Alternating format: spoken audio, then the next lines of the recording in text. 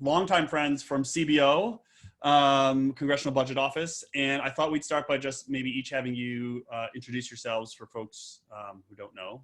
I do see some familiar names in the participant list, so maybe just introduce yourselves and what you currently do, or your history at CBO, as it were, and then we can talk about all good things CBO. So Molly, do you want to start?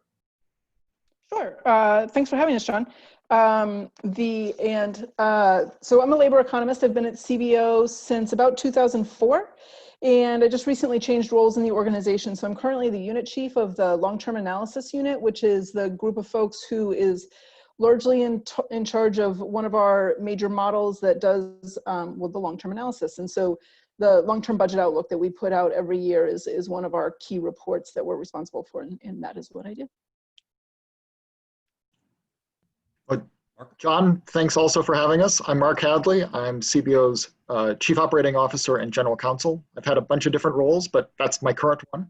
I've been at CBO for about 19 years, and the way that my work connects with data and data visualization is I try to get people tools and data and let them do really creative things with it. So I often am more of a cheerleader and an enabler than I am a doer. So as with always of these things, I don't really have an agenda, but there were two things that I thought we could talk about. One is for those who don't know about CBO's role in the federal budget process, and two was on what you just sort of mentioned, Mark, which is on the communication aspect of things at CBO. I don't think we need to sort of rehash what CBO does and what its role is, but maybe I don't know if you have thoughts on what has changed with respect to the COVID pandemic in terms of getting data, housing data, and communicating information to members of Congress in this sort of different world that we're in.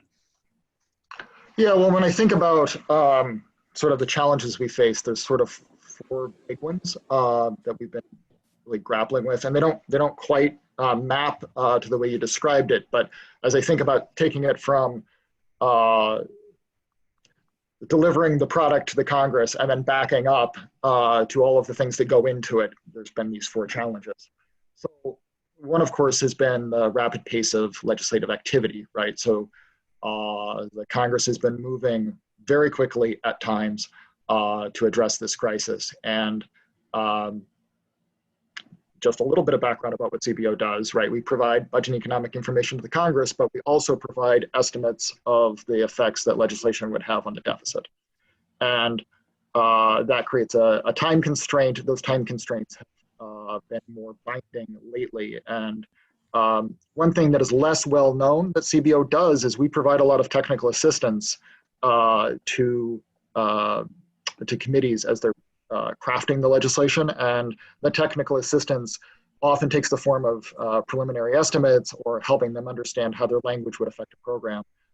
And so we've had to make hard choices about, should we be pushing forward on producing a formal published estimate of legislation that has already passed, or should we be putting more effort into providing technical assistance for the next piece?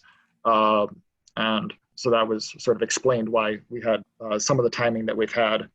So then a second challenge, of course, has been the world's been changing really fast. And when we produce a cost estimate, it's measuring the effect of the legislation by looking at how things would occur after the legislation's enacted relative to a baseline. The baseline has changed. And the budget process is set up for the baseline not to change, that there needs to be some stability about that. But with the Budget Committee's guidance and help, we adjusted the baseline for certain key programs that were particularly affected, like unemployment insurance. It wouldn't have made any sense to do it off of the old baseline. So then sort of a related point is, during the year, we would typically produce a budget and economic outlook in January, and then an update in March, and then we would produce the long-term budget outlook based off of those documents, and then produce a summer update. Well, the March update, which we produced, was based on economics that locked in January. So they no longer are, yeah, things are just really different. And for that reason, we are going to do the long-term budget outlook later, right? It's going to be based off of the summer. So it'll come out in late September-ish, maybe, we hope, depending on, the world is continuing to change, but that's our sort of our current plan. But then kind of more to your point about data, data access is a challenge. It's always a challenge. We have lots of different strategies that we pursue to get data. We have more than 40 data use agreements with different executive branch agencies. And so one of the things we've been doing lately is renegotiating those agreements so that we can move data into the cloud and work remotely. So that's gone well, but it's a lot of work. So the attorneys have been very busy. IRM has been, I'm sorry, our technical folks have been very busy thinking about how to move the data into the cloud and make sure that we have appropriate protections. But those are some of the kinds of challenges that we've faced. Yeah. So Molly, you're now leading the long-term group. So as you and your team start thinking about the long-term budget, which will come out now in the fall, like I don't even know like what the question is. I mean, thinking about the short-term economics and then thinking about the long-term economics I don't even know how to start thinking about it. So again, I'm not sure there's a real question other than, how are you thinking about modeling long-term coming out of this pandemic? So I think this ties back, actually, John, I think this actually ties back into your question. And one of the things that occurred to me in the question you just asked about what has changed. So one of the things, so suffice it to say, there's just an immense amount of uncertainty right now in how things are going to evolve in the short term and how things are going to evolve in the long term. So that's just it. It bears saying, I suppose, but it's certainly something we keep in mind. One of the things that's really changed from my view as a labor economist is, or from my vantage point as a labor economist in particular, is that traditionally most labor economics is done with data that comes out with a fairly substantial delay or lag, and so you're getting data about what was going on in the world several months ago, and there have been times when that's just insufficient. And so there's just been what we are looking to and how we are able to think about, what data we have coming in and what we're able to leverage and how we're able to think about our projections.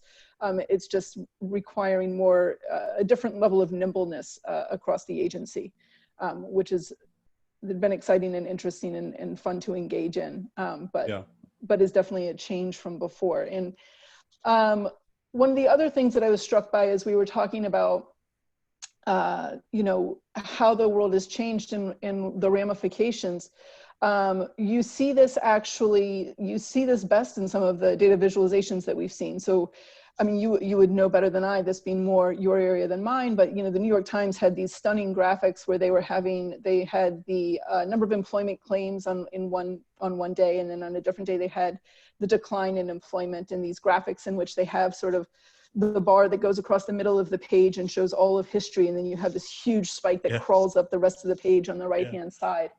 And so it's been interesting to me to watch the interplay between data visualization and the amount of change that's occurring in the world, or in the United States in particular. Yeah, no, I think that's right. And I think that one thing that we being members in the data viz field talking about how the pandemic has changed the way people create and read visualizations, like the log scale, for example, which I know we've always talked about, like, how do you present log scale? Well, now it's becoming a more common thing because that's how you tend to track COVID deaths. So I was just about to interrupt us and just say, if there are any questions, feel free to drop them in the chat box or unmute yourself. I see we already have one question from Stas. Stas, if you want to unmute yourself, you are welcome to. Otherwise, the question is, I think, primarily for Molly, but So what are the changes in workflows, data APIs, or things that you would like to or are trying to implement in terms of that nimbleness? Mark, obviously a question for you too. I mean, I think the changes that CBO is grappling with, is many of them are not particularly unique to CBO. I mean, it's people are in a work from home environment. And so we're thinking about the collaborative work that we used to do in the conference, we would meet and we would talk, and you would get the people in the literal room, physical room, and you would have those conversations and you would hash those ideas out. How can you do that in a work from home environment? And how can you do that? And while we've been talking about, while thinking about this, it's not really a work from home environment in which you just happen to be home one day and there's nobody else around and everybody else is at school or where they need to be, right? And it's how can you get the right people in, even in the virtual space at the same time, with an ability to focus and pay attention and really think about the questions placed in front of them, because everybody is dealing with such disparate issues in their own balancing of their work and their home lives. And so it's just, I would say it's been a lot of it has been, especially initially, reactive as opposed to well planned. It was, what is working? Let's try some things. What's working? What's not? Let's adjust.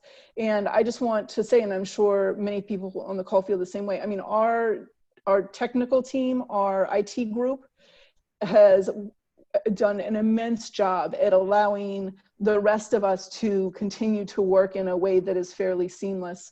And then there's also, some of it is not seamless, right? So we were talking earlier, Mark had alluded to or said, I was talking about data access issues, and we have data use agreements that have very specific rules of engagement with the data about where you can be and where you can't be. And many times sitting in your kitchen is not an allowed place to be. And so, and so thinking about how to continue with that, with like, what of that work do we need to get done in the immediate needs and to best serve the Congress, and how can we get that done in a most efficient way so we're making good use of whatever time we may have with the data, which may be quite limited relative to previous, relative to sort of a standard workflow environment for us.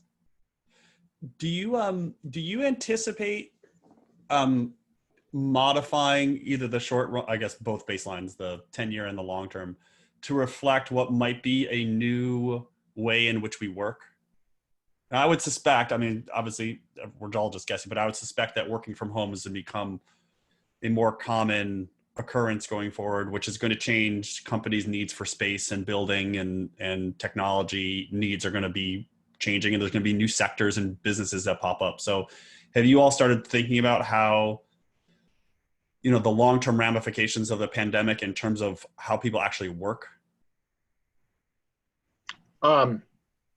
So there's sort of two different components to that, right? So there's sort of from the CBO operation perspective, like just how we're going to work. And then there's sort of more broadly the world. I think I'll start out with how CBO is going to work, and Molly can talk more about our projections.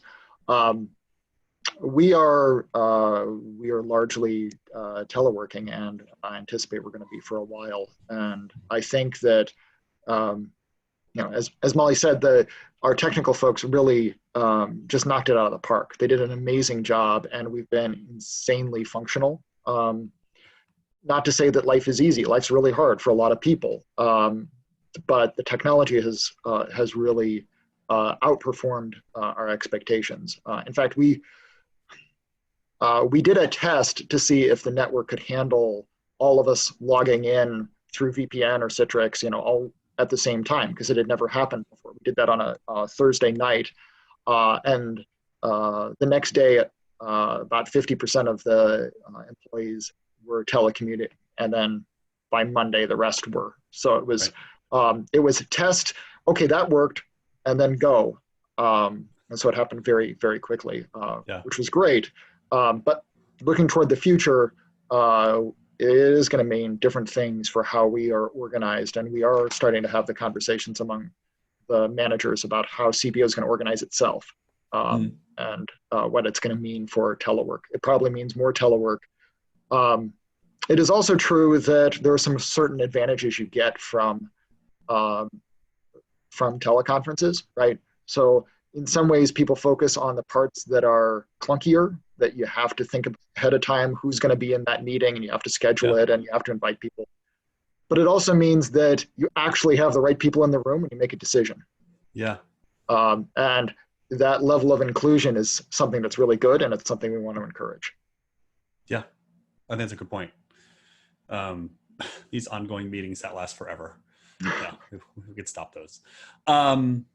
So on the baseline question, I don't know if you started thinking about this, and I don't know obviously what the answer is. I mean, I think it touches everything. So we have started thinking about this. I just wanted to, I think just to back up for just a moment to Mark's last point there. I mean, I think one of the nice things about a work from home environment is you could wear t-shirts. You wore t-shirts even when we weren't working from home. Yeah, That's not specific to the work from home environment.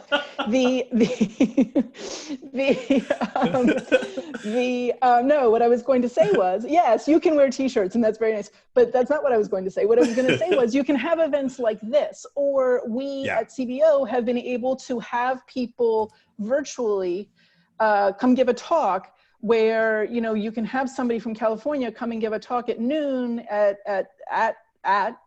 with, you know, air quotes around it, at CBO, and that just means they're in front of their computer at 9 a.m. Right. and we have the discussion, and then a lot of that is easier to facilitate. The logistics are actually less onerous than in an actual in the office environment. In terms of how this is going to play out long term, I mean, I'll just say again, the uncertainty is vast, and so one of the things we are and this is not specific to this instance, we are one of the things that we're doing for the long-term analysis is constructing the long-term baseline and thinking about a baseline off which changes are measured. And so we have a little bit of while we are aware that these changes may occur, we have a little bit of time to try to see and feel out and think about whether they're actually going to occur, and wait to actually see how some of this evolves. And some of that was less clear, or some of the work we have to do at great speed and quite quickly, and do the best we can in a quite quick environment.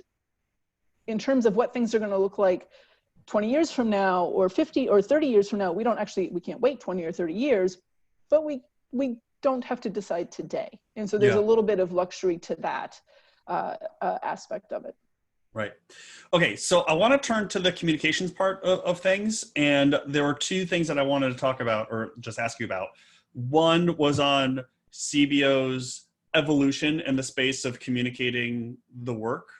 And two was on actually what Molly just mentioned, which was on communicating uncertainty, which I actually asked Doug Elmendorf when he was on one of these discussions a couple of weeks ago. And it's, I'm sure it's the same challenges that when I was there that I still have. So maybe we'll start with the broader question first. So maybe it's a good question for Mark to start. How are things changing? How have things changed in terms of not what you're producing, but how you are communicating data and analysis and standard, even the scores. I know you and I have talked about the regular budget bill scores to the Congress. And I don't know if you want to grab the screen and share things, that's great too. Okay. Yeah, I think I will when I get partway into this. I think transparency has been one of CBO's core values since the very beginning, right? Alice Rivlin talked a lot, like her first memo was about how we're going to write and how we're going to communicate with, and we imagine this audience that is sophisticated, but they don't really know much about this particular topic, and that's who we're typically writing to. But over time, I think we've gained greater understanding that people only have limited time to engage with a product, and they might come back to it several different times. And so we've been trying to think of ways where how can we communicate so that we get somebody, if they have 10 seconds to look at it, if they have 30 seconds, if they have a minute, 5 minutes, 10 minutes, or they can really sit down with the document and push their way through it.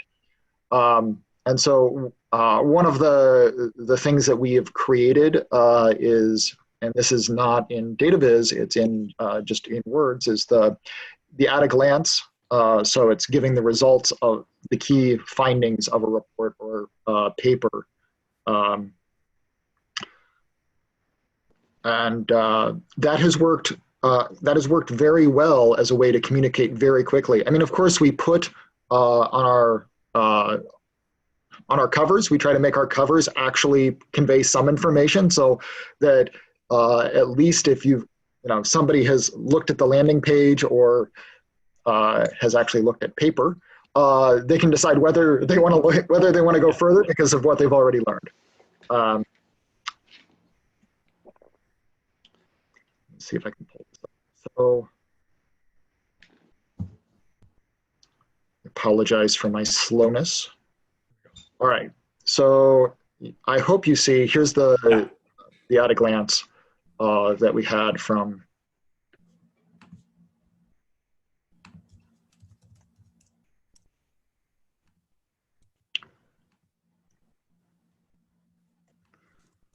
unfortunately I can't get to the hang on just a second. This will my personal technical failings. So a short box that gives the main things. And then, so the idea is you get something, somebody can learn something instantly, right? Here's what the economic projections look like. Mm-hmm. Then they get at a glance where they get a quick summary. And then we have a visual summary. And our visual summaries are typically a little bit of explanation, followed by figures and then a caption that gives more information than you get in the figure. So those have been, I think, very effective ways to communicate with more people more quickly. I was struck by, there was a time when I was talking with lots of different members in a short span of time, and I was talking to somebody who had our best interest at heart and was definitely a friend of all things that we'd ever done, a real cheerleader for CBO. And I was also talking with a critic later that day, and they both told me the same thing, which was, we got to do a lot of figures and graphics because that's the way members learn. Mm-hmm. They would rather look at a lot of figures and really understand to learn what's going on. I don't want to read too much into it, but I think part of it is that they're told things all day, and it's sort of the Missouri show me, don't tell me kind of approach to the world. Like, we're going to have much more of an impact if they can actually see it. It right. Feeds and it kind of helps. Can you talk a little bit about, I don't know how to word this question really, but like, I think what you just showed, probably for a lot of people on the call, and certainly in people who are doing DataViz all the time, like what you showed is not really earth-shattering in terms of like what the world does, but it is pretty earth-shattering for like federal government communication. Like, you don't see a lot of federal agencies doing stuff like this. I mean, I could probably name them on one hand. So is there something just uniquely different about communicating to government agencies' audiences that, or is it just, I don't know, just, federal government, Well, I think, I'm sorry, go ahead, Mark. No, I was just going to say, our primary audience, our audience is the Congress. Right. But we recognize, right, there's sort of two different ways the communication gets to the Congress, right? So one is it goes from us to them, right? Mm-hmm. But then there's also, it goes from us to the world, and then it comes back to them. And the clearer we are in our writing, the clearer we are in our figures, the more apt they are to get exactly the same message that we're intending when we send it to them as what they kind of hear, even if it's taken the longer path. So my ambition for our figures is that they're so clear and crisp and clean that people will just grab them and use them. And so when they make their way back to members later, it's exactly the same thing. So like, you know, in the simplest loop, it goes to the staffer who puts it in the briefing packet. Right. But more commonly, it goes into the media, and the media picks it up and it shows up in some blog posts, and then it makes its way back. Right. Molly, Sorry, you're going to Molly. add something? No, so I agree with what Mark was just saying. I mean, I think it's the different agencies are writing to different audiences, and we write to sort of a tiered level of engagement and a tiered level of engagement from our audiences. And so Mark talked through, you know, we've got some of the higher level things. We've got like the at a glance that we've in the last several years have added this short summary at the front. We've got summaries that the intent of the summary is to tell the whole story of the product. We pay careful attention to the graphics of the product in the way Mark was just discussing, to make sure they all tell the correct story. We think about headings, you know, all these things, all these structural things to make the sort of higher level report as consumable and accessible as possible. We also have, going to the other route of communication for folks on the Hill and folks in Congress, we have these super weedy, and love them, but like they can be super weedy. Like we have these technical appendices. We have a working paper series. We are also putting out sort of the more detailed, some of that is more economic speak, more jargony. Some of those reports, you know, they have more jargon in them because they are intended for a different audience. Right. Initially, they're still in the service of Congress, but there are, you know, Congress is relying on others for their input. And so we need to tell people and be transparent with people about how we're doing the analysis that we're doing, so that when folks are asking about whether or not the work is to be believed, essentially, you know, what do we think of this? That people have the information that they need, researchers have the information that they need to make assessments of that. Yeah. And to improve the quality of work that we do, to give us feedback. Right. Mark, you just mentioned and just showed these these sort of graphics before in the summary and then going down through. I know you CBO, since I was there at least, have also started working on interactive visualizations. Right. You want to talk a little bit about that?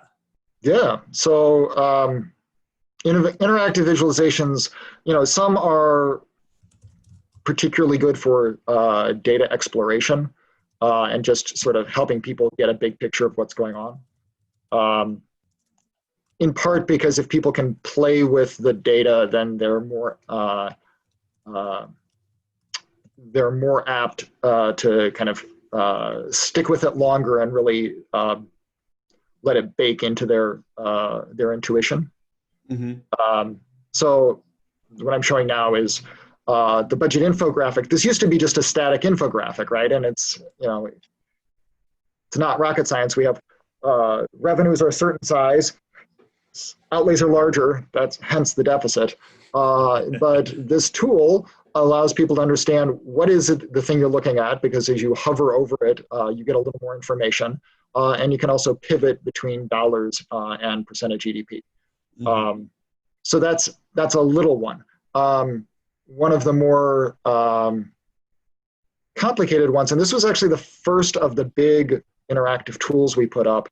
This is this was from our force structure primer. So it allows people to look at, I've already been playing with it here, look at different ways of structuring the military forces. And it's set up so that you can make reasonable adjustments, actual adjustments that could occur. So for example, you can reduce the number of aircraft carriers. You can't really increase them very quickly. So that's not an option. The same thing goes with certain classes of destroyers and submarines. If the if the production line has closed, you can't increase it. In contrast, you could have something here that is a active Marine infantry battalion, and you could increase the number of those. And if you make a change, you see it both in the effect on costs and on the effect on personnel. And we're working at different ways to expand this. So you can jump around from the different services and construct a force that that meets your understanding of the way the world ought to be, and see what the costs or savings would be associated with it. And for any of these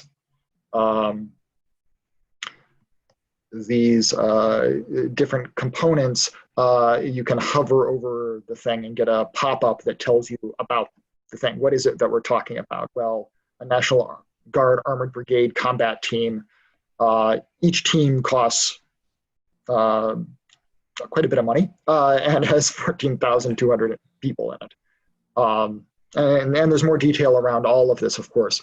And we're working now to update this product and expand it. And this was, as I said, one of the first of the big new interactives. We now have, and I think Molly will talk about it more, an entire page devoted to our different interactive tools. So when you think about that interactive tool, think about the audience of that interactive tool, it's I'm guessing not members of Congress, but is the target audience staffers? Yeah. Yeah. Yeah. So the idea is, like, we could put up code, right? And we do. We put up hunks of code for transparency's sake, but it takes a very particular audience to be able to use code. They have to be able to write in that language, and they've got to have the tools. And also, typically, when you're working with code, you as the professional know what the boundaries of the relationships are, at what point you can't stretch this relationship any further without sort of things breaking. But it's typically not baked into the code, it's baked into the way that you use it and how far you stretch things. With the interactive tools, you can put guardrails on for reasonableness, so that you end up in places that make sense. Like I said, for one of the key examples is sort of for production lines that have already closed, you can't just get one more of that item. Right. But yeah, it's staff. Yeah, it's interesting because when I think about when I was at CBO, we weren't building interactive visualizations, and part of it was just technical know-how. But I also sort of felt like a lot of the reason why we weren't in that business was because staffers are probably more likely to just call the analyst.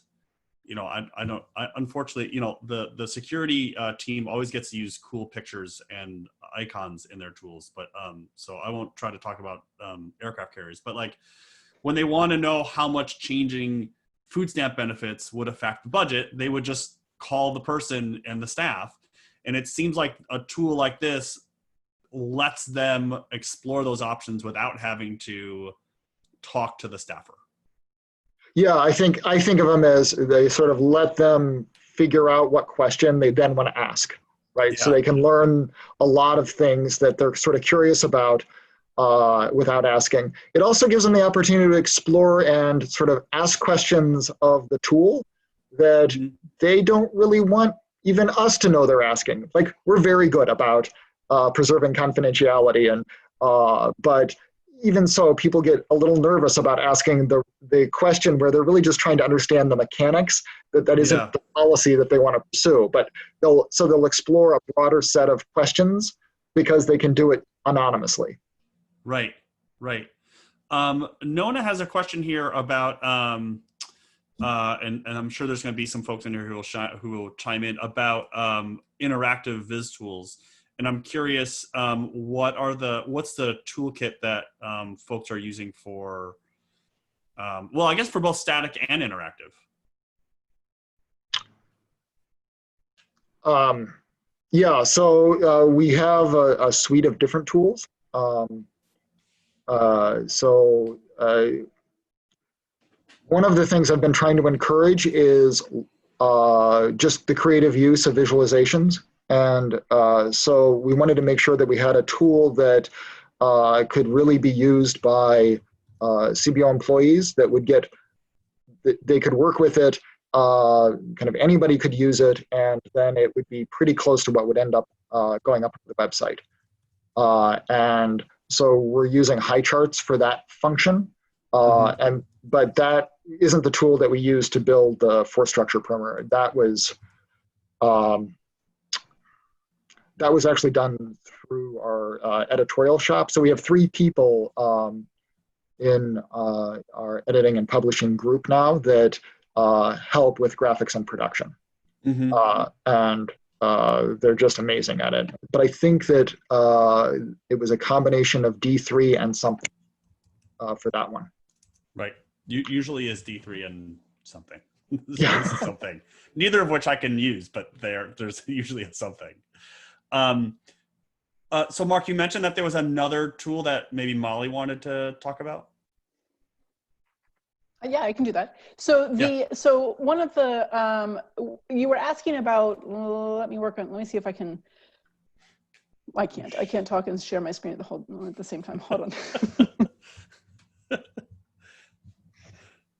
I want to send you a pack of gum to see if you can do all 3 at the same time.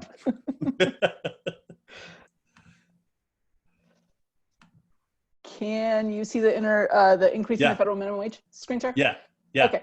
Yeah. So the force structure primer interactive tool that Mark was just talking about, we did in 2018. This was something we did in 2019. And this came out of the microeconomic studies division, of which I was a member at the time, and was involved in this interactive as well. And so you had talked about, we had written a report, as it says here in the material at the top, or in the explanation at the top. We'd written a report that went out in July of 2019 that looked at the effects of increasing the minimum wage, but partly for space constraints, we were only able to really look at 3 different minimum wage options in that report. And so one of the things we were able to do, having done that analysis, one of the things that we were able to do was think about some other analyses or some other types of minimum wage adjustments that people may be interested in, that we could allow people to, as Mark said, sort of play with and think about, right? So in this, in the interactive that you can see here, I hope, we basically look at some of the outcomes, the major outcomes that we had in the report. So we've got the change in employment in an average week. And right now you can see this is set at a $15 minimum wage, no change in the minimum wage for tipped workers. They tend to have a different minimum wage. How quickly it comes in, and whether or not the minimum wage would be adjusted after full implementation. And so you have, some of the key outcomes that we had been looking at were the change in employment and the change in the number of people in poverty. And so we have these, you can move these sliders and look at what the various effects of increasing the minimum wage to various different dollar amounts are. You can also look at how far into the future you want the full implementation to go. And to Mark's earlier point also about, one of the things this allows us to do is to get a lot more analysis into the hands of staffers in the Congress. I mean, as you know, John, and the report writing that we do, and the amount of time we spend on the words is significant. We spend a lot of time on the words for the accessibility of the language and the clarity and the transparency. Because we had already done that with this report and had released a report that explained the issues, we were able to release these additional analyses. But also, you'll note that at no point in time can one crank the minimum wage up to a minimum wage of $50 an hour, because at that point, the modeling and the way we are thinking about the effects of an increase in the minimum wage are just no longer relevant to, like, that's just a different question. That's a paradigm shift, really. And so this is one of the more recent interactives that we had, and we had a fair number of outcomes that we were able to look at. We had a table at the bottom, which I know is not very data viz cool, but there we have it. And some description further at the bottom for those who are interested in it. But I mean, so this is, It's really been, the force structure primer was, or the force structure interactive was in 2018. This minimum wage interactive was in 2019. As Mark said, we're thinking about updating the force structure interactive. And so it's been a real evolution in terms of, you know, just sort of how we are using these tools and testing out whether they are helpful to the Congress and whether there's value. And then if the answer to that is yes, continuing to pursue and thinking about how to improve. Right. Stas wants to know whether that was built in SHINee. So I ultimately, and for those of you who don't know, Molly and I go way back, so we can kind of just read each other on this. I can see when she goes, so the initial answer to that question is yes, we use SHINee for a lot of the development. And I was not as involved in the development, though I was a close observer. I don't actually know, my hesitation was I don't actually know, like on the CBO, like what actually, because it went through editing and the folks there, so I don't actually know CBO.gov itself. Right. What this is. Right, but it sounds like, but R and SHINee are being used in at least the development process. A lot of this was done by one of our analysts, Nabil Al-Salam was a major contributor to this, and okay. He was using those tools. Right. Okay. So Stas, hopefully that's helpful. I'll just put one out. We have about 15 minutes left in the hour, so I'll just put one more shout out for other questions if anyone has them. Maybe no more specific questions for Molly on the details of SHINee, but other questions. Oh, no, I've reached my limit. I will fully, I am now at my limit of SHINee knowledge. That's it. It does look shiny. Yes, it does. There was one graph in there. I'm actually looking at it now. There was a graph in there on the change in employment in an average week. Yep. That had the range of the likely outcomes. Yes, you can ask about uncertainty. Yeah, I mean, it's always just such a big, especially for economists, right, and people doing budget estimates. It's such a big topic, and how to demonstrate and communicate uncertainty. I don't know if you have any other, any additional, any thoughts about better, good ways to communicate the uncertainty. I remember this was probably around 2010 or 11, maybe. Someone came to CBO from outside to give a talk and was arguing that CBO needs to show uncertainty around every budget cost estimate. And the reaction was, well, if we did that, the argument, you could just pick your number within the range, right? If it's $100 billion plus or minus $50 billion, if you want to say it's 150, you could. If you want to say it's 50, you could. So that's sort of a different, that's a related question, obviously, but I think my question is more on the visualizing the uncertainty, and maybe also when you visualize the uncertainty. Well, I think that the times that we have visualized uncertainty, it's often when the uncertainty is sort of statistical, quantifiable uncertainty. Unfortunately, a lot of times, when particularly in cost estimates, the main source of uncertainty is will or won't the administration do something in a particular way, or how analogous is the data on the program that we were looking at, how analogous is that to the program that they're designing? And it's interesting that's the type of uncertainty that really resonates with members. They really get that. And it took me a little while to figure out why, but it's sort of very clear that they get the difference between the uncertainty around a poll versus what's going to happen on election night. Right. Yeah, that they all get. So, yeah, this is its own topic, so I don't want to belabor it. But I think that's a really good point, that instinctively people understand uncertainty, I think, for polling data, but then when it comes to economic projections, it's like, well, it should just be, you just know the answer. Like, well, so one of the ways we handle this in some of our publications, including the long-term budget outlook, is thinking about sensitivity analyses. So we will do the analysis based on based on, well, consistent with the baseline, but we also take on board that if our economic projections are wrong, either to the plus or the minus, there's some key economic projections that may move the needle or are particularly important for the long-term projections. And so we will think about, well, if those projections come in higher or lower than CBO, those actuals, I should say, come in higher or lower than CBO is projected, what does that mean for the results that we're presenting here?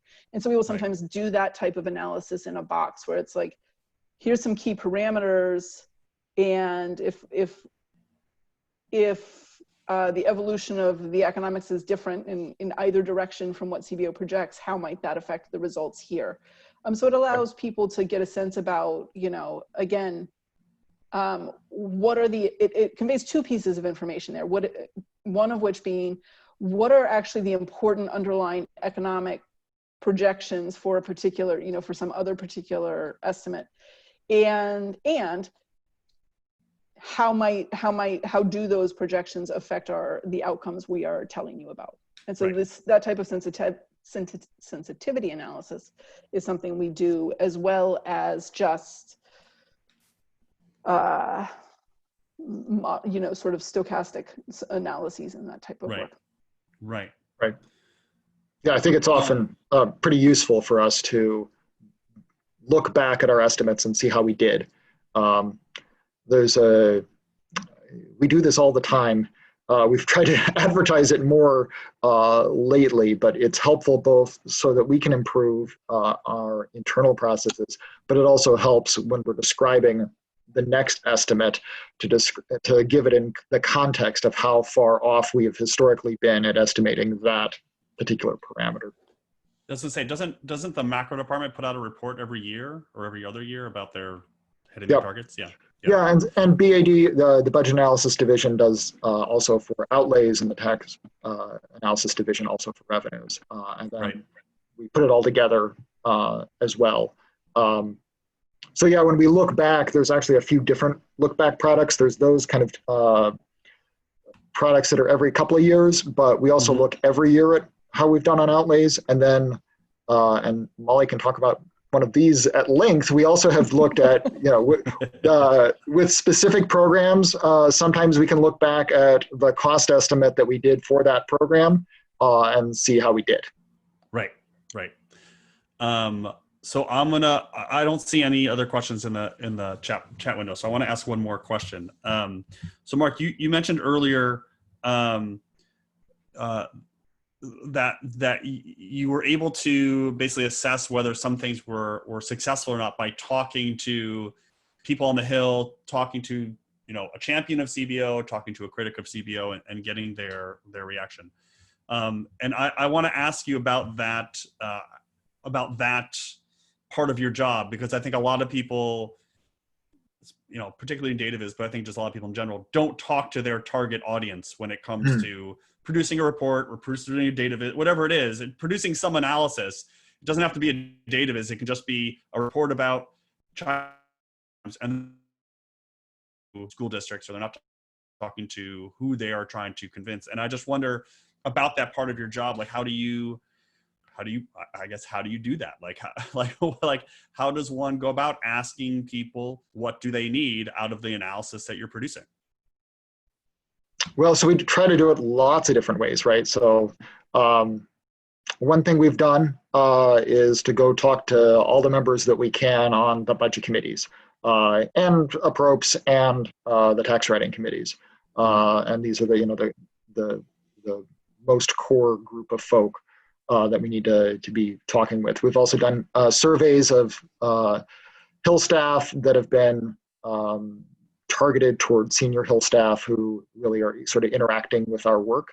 And we ask a lot of staff and a lot of questions. And they also aren't shy about sharing their opinions with us. Right, yeah. Right. So that's also been good. I think one of the most positive reactions that we've gotten was to a 4 pages that we wrote on immigration, and it wasn't projections, it was just describing immigration. Molly, do you want to share that and show that? Sure.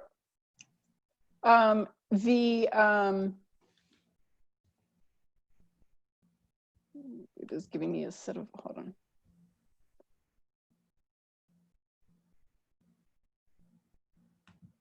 Can you see the foreign-born population, its effects on the U.S. economy? Yep. Yeah. So this, for those who don't know CBO reports very well, we tend to write longer form reports, and by longer I mean much longer than the 4 pages I'm getting ready to show you.